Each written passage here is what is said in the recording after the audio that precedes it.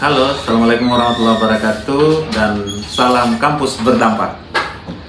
Kenalkan, nama saya Abdul Rahman Rika SE MSc, dosen jurusan Pendidikan Akuntansi Fakultas Keguruan dan Ilmu Pendidikan Universitas Haloleo. Video ini merupakan wujud pernyataan diri dosen dalam unjuk kerja Tridharma Perguruan Tinggi atau PDDUK TPT, khususnya pada bidang pengajaran. Melalui video ini saya akan menjelaskan salah satu mata kuliah yang saya ampu, yaitu mata kuliah analisa laporan keuangan. Di mata kuliah ini memiliki kode AAY65044 dan diberikan pada semester 5 dengan bobot 2 SKS yang terdiri dari teori dan aplikasi. Mata kuliah analisa laporan keuangan merupakan mata kuliah keahlian yang berfokus pada kemampuan mahasiswa untuk membaca, memahami serta menganalisis laporan keuangan atau informasi keuangan yang ada di sebuah entitas atau perusahaan, baik untuk kepentingan internal maupun untuk kepentingan eksternal untuk pengambilan keputusan, baik itu untuk kepentingan bisnis dan yang lainnya. Salah satu pokok bahasan penting dalam mata kuliah ini adalah sub pokok terkait dengan rasio profitabilitas. Melalui pembahasan rasio profitabilitas, mahasiswa dilatih untuk mampu mengukur efisiensi dan efektivitas perusahaan dalam menghasilkan sebuah laba. Nah, dari ukuran tadi, mahasiswa akan mencoba untuk menginterpretasikan hasil analisis sebagai dasar untuk pengambilan keputusan keuangan atau bisnis mereka. Pembelajaran pada mata kuliah ini saya rancang untuk mendukung tercapainya capaian pembelajaran lulusan program studi, antara lain seperti pada rencana pembelajaran semester terkait dengan mata kuliah analisa laporan keuangan. Untuk capaian pembelajaran 1 S8-nya menginternalisasi nilai, norma dan etika akademik dalam analisis laporan keuangan. Untuk CPL 2, menunjukkan sikap bertanggung jawab dan atas pekerjaan di bidang akuntansi dan analisis keuangan secara mandiri. Untuk CPL 3-nya, menguasai konsep teoritis secara mendalam tentang yang pertama laporan keuangan dan komponen-komponennya. Ada juga informasi akuntansi yang relevan untuk pengambilan keputusan, analisis rasio keuangan, dan analisis cross section dan time series. Untuk CPL 4, menguasai konsep teoritis tentang teknik forecasting dan data keuangan dan analisis arilaran kas. Untuk CPL 5, menguasai konsep dan prinsip tentang analisis return on asset, analisis return on equity, analisis risiko pada rasio keuangan, laporan keuangan performa, analisis laporan keuangan pada perbankan dan perusahaan asuransi. Untuk CPL 6, mampu secara mandiri menyusun laporan hasil analisis atas informasi keuangan dan non-keuangan yang relevan dan andal untuk pengambilan keputusan manajerial. CPL 7, mampu menerapkan pemikiran logis, kritis, sistematis, dan inovatif dalam konteks analisis laporan keuangan yang memperhatikan nilai humaniora yang sesuai dengan bidang keahliannya.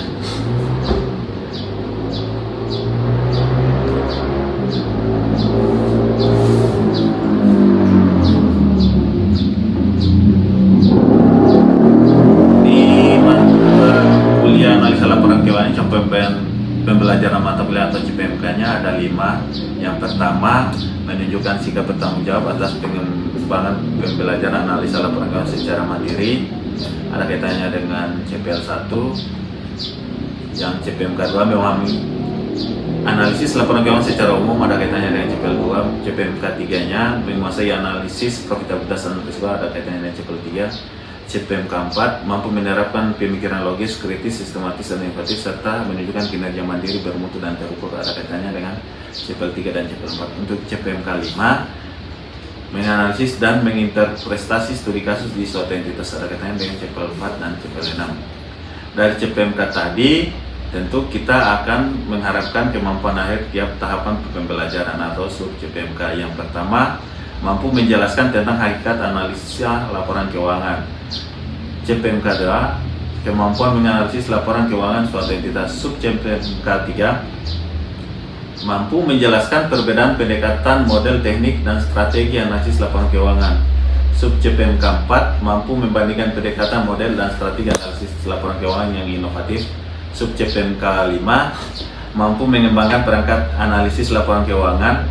Sub CPMK 7 mampu mengembangkan instrumen penilaian proses dan hasil belajar analisis laporan keuangan. Untuk sub CPMK 8 mampu mensimulasikan analisis laporan keuangan di suatu entitas. Mata kuliah ini pada prinsipnya mahasiswa belajar tentang hakikat analisa laporan keuangan dan teori analisa laporan keuangan. Analisa laporan keuangan suatu entitas, pendekatan, model, strategi laporan keuangan suatu entitas yang inovatif, literasi sains, pengembangan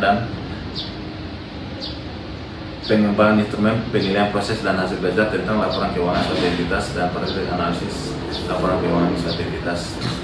Pokok bagian materi pembelajaran di mata kuliah analisa laporan keuangan ini, yang pertama ada pendahuluan, pertemuan kedua ada jenis dan komponen laporan keuangan, yang ketiga analisis laporan keuangan, yang keempat analisis rasio, yang kelima rasio likuiditas, yang keenam rasio solvabilitas, yang ketujuh rasio aktivitas, yang kedelapan rasio profitabilitas, 9 rasio keuangan bank, 10 analisis sumber dan penggunaan modal kerja, yang ke-11 analisis kreditan, yang ke-12 analisis laba kotor, yang ke-13 analisis titik kipas.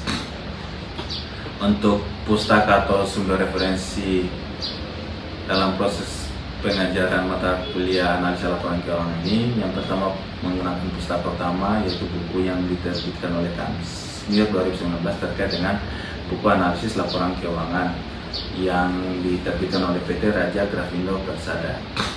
Untuk pustaka pendukungnya dari artikel ini, yaitu artikel yang diterbitkan oleh saya sendiri secara pribadi sebagai autor pertama. Ada juga autor lainnya yaitu Ibu Murni dan Pak Irfan terkait dengan pengaruh kualitas aktif produktif dan ukuran perusahaan terhadap profitabilitas perbankan, yang studi kasusnya itu adalah pada perbankan yang list di Bursa Efek Indonesia. Bentuk pembelajaran pada mata kuliah ini saya terapkan secara hybrid, yaitu menggabungkan perkuliahan secara tatap muka dan perkuliahan secara online atau daring, baik melalui Zoom Room ataupun misalnya learning management system. Metode pembelajaran yang saya gunakan meliputi ceramah interaktif, diskusi kelompok, studi kasus, presentasi mahasiswa, dan tugas proyek. Tujuan variasi metode ini adalah agar mahasiswa tidak hanya memahami teori dan konsep yang ada di pustaka-pustaka yang kita sampaikan pada proses mata kuliah, tapi juga mampu berpikir kritis, menganalisis situasi nyata dan fenomena yang ada di lapangan secara sistematis. Sistem penilaian mata kuliah ini dilakukan secara kumulatif yang meliputi untuk aktivitas dan partisipasi terhadap tugas sebesar 20%, ujian tengah semester 30%, dan ujian akhir semester adalah 50%. Penilaian dilakukan secara transparan, mahasiswa dapat memantau hasil penilaian melalui sistem informasi akademik yang tersedia, yaitu Siakat Peta, yang kemudian dapat diakses linknya oleh seluruh mahasiswa jurusan pendidikan akuntansi di FKIP Universitas Haloleo. Berikut ini saya tampilkan cuplikan proses pembelajaran yang saya lakukan baik saat perkuliahan di kelas serta diskusi maupun tugas analisis laporan keuangan, khususnya materi kuliah rasio profitabilitas. Oke, selamat menyaksikan. Assalamualaikum warahmatullahi wabarakatuh. Selamat berjumpa kembali di mata kuliah analisa laporan keuangan. Hari ini kita coba lanjutkan materi terkait dengan rasio profitabilitas. Tapi sebelum masuk ke materi, sebagaimana yang selalu kita dengungkan bersama bahwa kita adalah orang yang Pancasilais, yang mana di sila pertama adalah ketuhanan yang Maha Esa, yang menegaskan bahwa kita adalah pribadi-pribadi yang religius. Nah, sebagai pribadi yang religius, maka seyogianya setiap melakukan sebuah aktivitas diawali dengan mendekatkan diri kepada Yang Maha Kuasa agar segala sesuatunya bisa berjalan dan membawa berkah untuk kita. Untuk itu, silakan adik-adik berdoa sesuai dengan kepercayaannya masing-masing. Doa dimulai.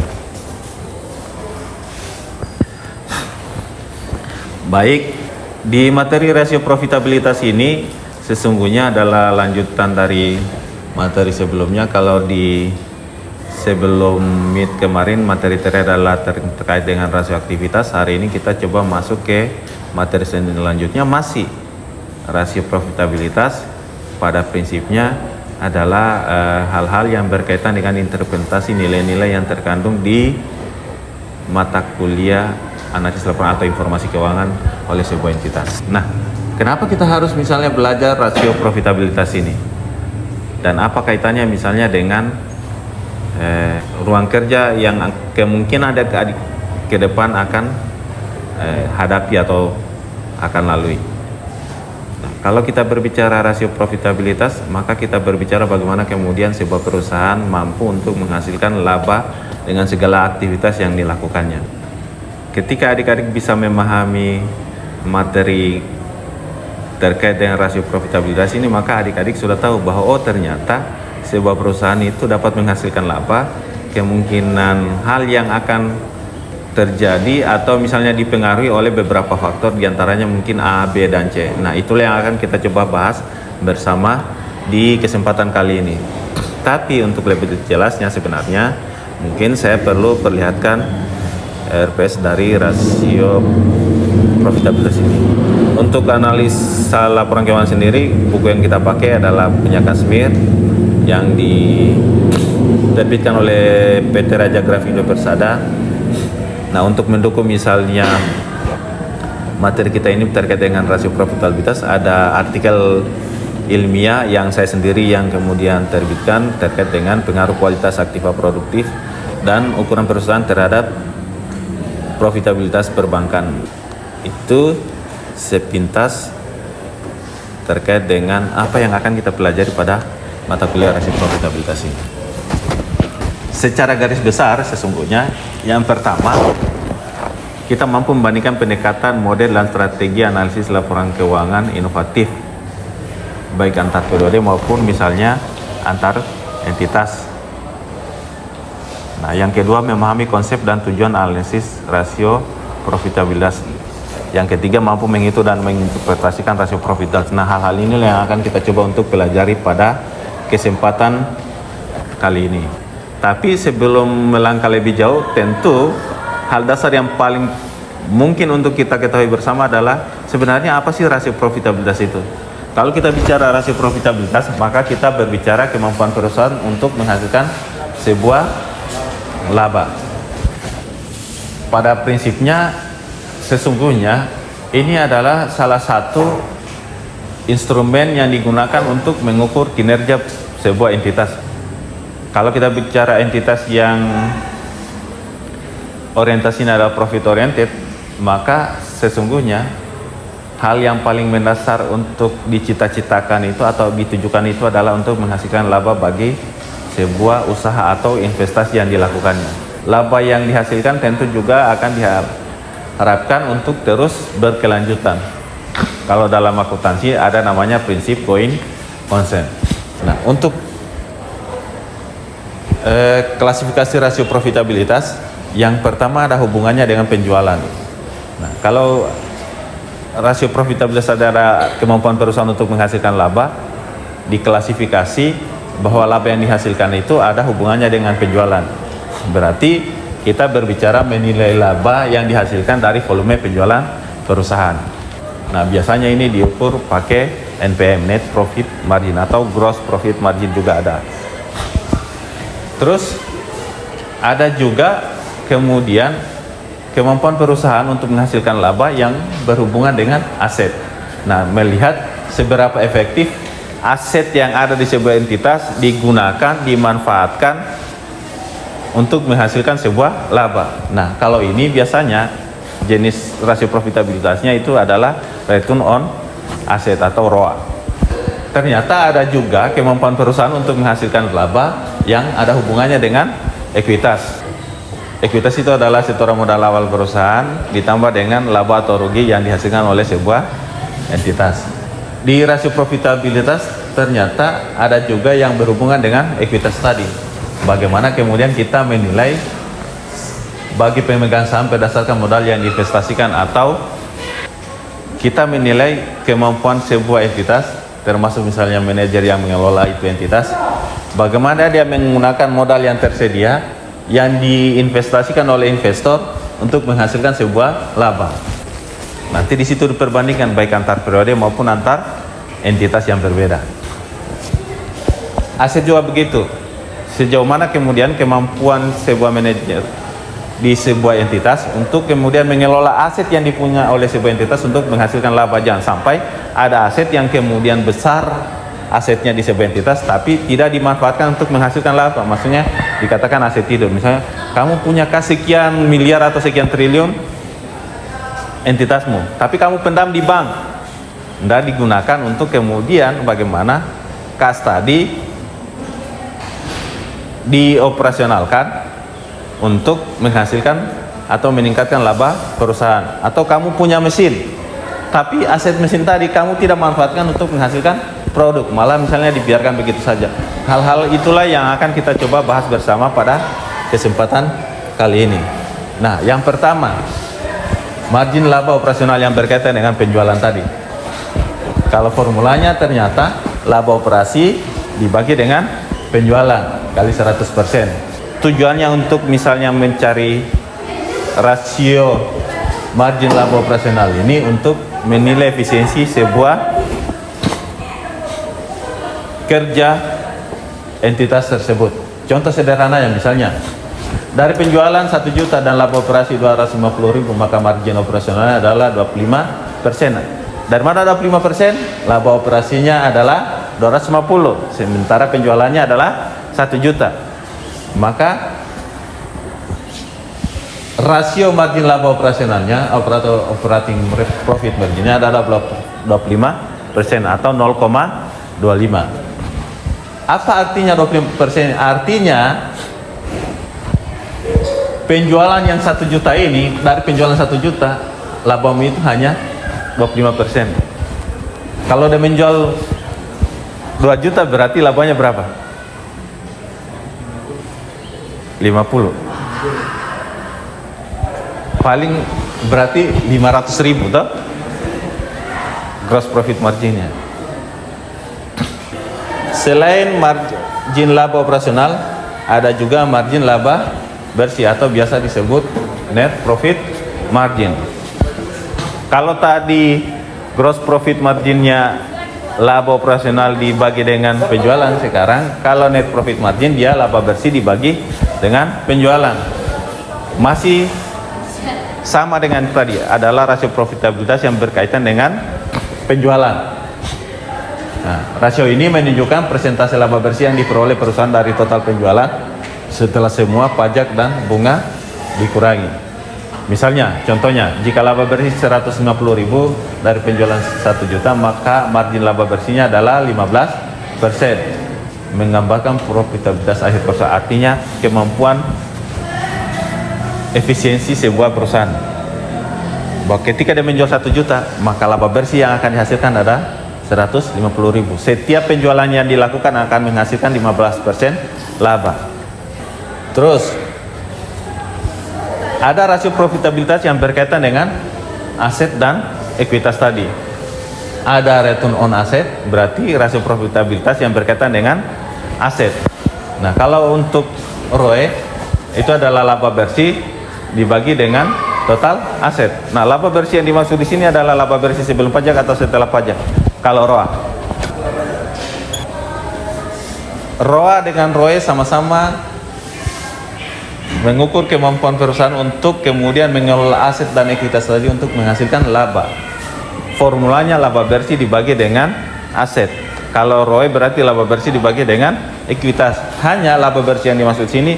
Kalau ROE apakah misalnya laba bersih sebelum pajak atau setelah pajak? Kalau ROE setelah pajak atau sebelum pajak? Ada earning after tax, ada earning before in tax. Kalau untuk ROE dia menggunakan laba bersih setelah pajak. Kalau Roy? Iya. Roy atau Roa? Roy, Pak. Oh, Roy. Kenapa setelah pajak dia? Saya, Pak, Kan harus ada filosofisnya toh? untuk Roy itu saya belum pajak. Yang Roy sudah pajak. Kenapa kalau Roy sudah pajak katanya? Roy misalnya dalam penjualan suatu usaha dijual 1 juta itu kan sebelum dikurangi sama ada harga pokok, biaya bahan baku, itu semua termasuk aset dan nanti di akhir itu return on equity di akhir dia. Oke. Yang lain sebelah sini? Nggak ada. Coba perhatikan tadi di slide sebelumnya. Nah ini ya, bahwa klasifikasi rasio profitabilitas ada yang berhubungan dengan aset, ada yang berhubungan dengan ekuitas. Oh, kalau kita bicara ekuitas berarti bagaimana kemudian manajemen mengelola modal yang diinvestasikan oleh investor untuk menghasilkan laba. Sehingga cara mengukurnya laba setelah pajak dibagi dengan total modal tadi. Karena hal yang akan didapatkan oleh investor adalah apa? Ketika kamu berinvestasi, pengembaliannya itu dalam bentuk apa? Dividen. Dividen itu akan diperoleh sebelum atau setelah pajak? Setelah pajak. Setelah pajak kan? Makanya ROE dia diukur menggunakan laba bersih setelah pajak, sedangkan ROA laba bersih sebelum pajak. Oke? Sampai di sini ada yang mau ditanyakan? Sampai di sini ada yang mau ditanyakan? Oke, cukup saya kira ya di contoh perhitungan rasio profitabilitas tadi, mulai dari rasio margin laba operasional sampai di rasio return on equity kita sudah bahas bersama, termasuk misalnya contoh kasusnya. Sekarang kita mencoba untuk interpretasi dan faktor yang mempengaruhi profitabilitas. Yang pertama, interpretasi rasio. Rasio tinggi menunjukkan efisiensi dan profitabilitas yang baik. Kalau misalnya rasio profitabilitas baik itu misalnya gross profit margin sampai ROE tadi rendah, berarti biaya tinggi atau persaingannya keras. Nah, dibandingkan dengan standar industri untuk penilaian yang akurat. Nah, di bukunya Kashmir itu untuk standar industri itu untuk masing-masing rasio sudah ada misalnya standar kualifikasinya. Kalau bukunya Kashmir dia terbit tahun 2019, mungkin di kondisi sekarang ini kita coba menyesuaikan lagi standar karena lompatan peradaban zaman yang semakin cepat ini. Ada faktor internal yang akan mempengaruhi profitabilitas, ada efisiensi operasi dan produksi. Ternyata biaya produksi bisa mempengaruhi perolehan laba. Sejauh mana misalnya kita meminimalisir biaya-biaya yang tidak perlu dalam proses produksi atau kemudian mengeliminasi biaya-biaya yang sama sekali tidak berkontribusi terhadap kualitas produk, maka itu perlu dihilangkan atau dieliminasi. Itu akan berdampak terhadap perolehan laba. Nah, untuk interpretasi dan faktor mengenai profitabilitas ini, selain buku Kashmir tadi, ada satu artikel ini yang kebetulan itu adalah hasil penelitian saya, yaitu aktiva produktif dalam ukuran perusahaan pada ini akan mempengaruhi profitabilitas. Ya, saya perlihatkan dulu artikelnya. Ternyata kalau di faktor internal itu aktiva produktif sejauh mana misalnya perusahaan mengelola asetnya dan ukuran perusahaan itu akan mempengaruhi kemampuan perusahaan untuk menghasilkan laba. Di penelitian saya ini ada saya sendiri, ada orang Indonesia dan ada sampai yang kita gunakan adalah perbankan yang distribusi efek Indonesia yang kemudian tentu mengungkapkan informasi keuangan laporan keuangannya sejak 2018 sampai 2022. Dan hasil penelitian menunjukkan bahwa kualitas aktif produktif benar-benar negatif dan tidak signifikan terhadap profitabilitas pada bank umum. Sedangkan ukuran perusahaan berpengaruh positif dan signifikan terhadap probabilitas pada bank umum, dan secara simultan kualitas aktiva positif dan bank perusahaan berpengaruh terhadap pada bank umum yang terdaftar di Bursa Efek Indonesia. Untuk laba bersihnya saya pakai return aset laba bersih.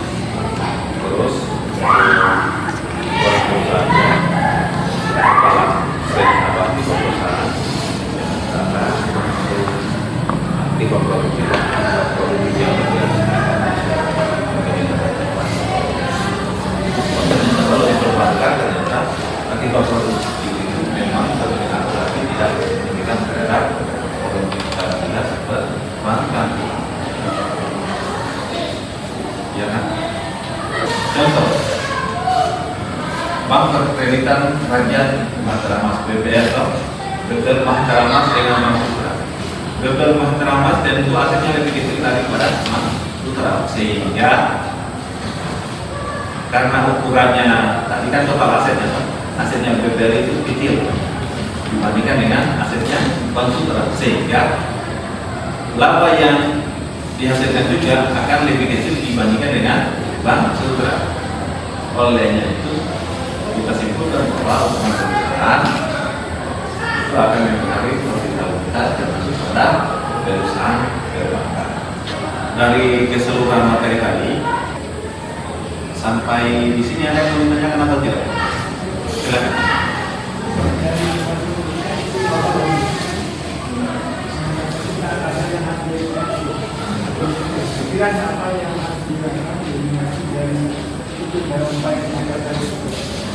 Oke. Jadi ada beberapa faktor yang akan mempengaruhi profitabilitas atau kemampuan perusahaan untuk menghasilkan laba. Secara garis besar ada dua, ada faktor internal, ada faktor eksternal. Faktor internal yang saya sebutkan tadi salah satunya adalah biaya produksi. Di biaya produksi itu semakin tinggi biaya produksinya maka laba yang akan dihasilkan juga akan semakin rendah. Karena laba adalah seberapa besar penjualanmu dikurangi dengan biaya termasuk biaya produksi. Dan semakin besar biayamu akan semakin mengurangi laba yang mendapatkan. Maka biasanya cara meminimalisir misalnya biaya produksi yang membengkak adalah mengeliminasi atau kemudian mereduksi, mengurangi biaya-biaya yang tidak berhubungan langsung dengan kualitas produk. Ada lagi yang lain? Tidak ada? Oke, kalau tidak ada, pada prinsipnya ternyata rasio profitabilitas ini mencoba membantu menilai kesehatan keuangan tetapi memiliki keterbatasan. Tidak selalu mencerminkan faktor eksternal lengkap dan rawan manipulasi. Itu saja mungkin yang bisa saya sampaikan pada kesempatan kali ini. Pada berikutnya, rasio profitabilitas itu adalah kemampuan perusahaan untuk menghasilkan laba perusahaan yang tentu akan dipengaruhi oleh beberapa faktor, faktor internal dan faktor eksternal. Untuk lebih meningkatkan pemahaman adik-adik, baik itu misalnya terkait dengan harapan atau misalnya semua belum dari tahu, kita bahas, kita aplikasi, kita analisis, evaluasi sampai kemudian menghasilkan satu konsep teori yang baru, maka baiknya adik-adik dari laporan keuangan sederhana seperti yang ada di slide. Terus itu minimal 3 jenis rasio profitabilitas. Gross profit margin, net profit margin, ROE silakan pilih minimal 3. Semakin banyak semakin bagus. Setelah menghitung rasionya, nanti interest prestasikan dari hasil rasio tersebut. Itu saja. Sampai di sini ada yang mau ditanyakan? Kalau tidak ada, pertemuan kita hari ini kita cukupkan sampai di sini. Sampai jumpa di pertemuan berikutnya. Jangan lupa misalnya kumpulkan tugasnya. Nanti tugasnya dikumpulkan ke ketua tingkat. Nanti dari ketua tingkat yang kirimkan ke email saya saja. Itu saja yang bisa saya sampaikan. Sampai ketemu di pertemuan selanjutnya. Assalamualaikum warahmatullahi wabarakatuh. Waalaikumsalam warahmatullahi wabarakatuh.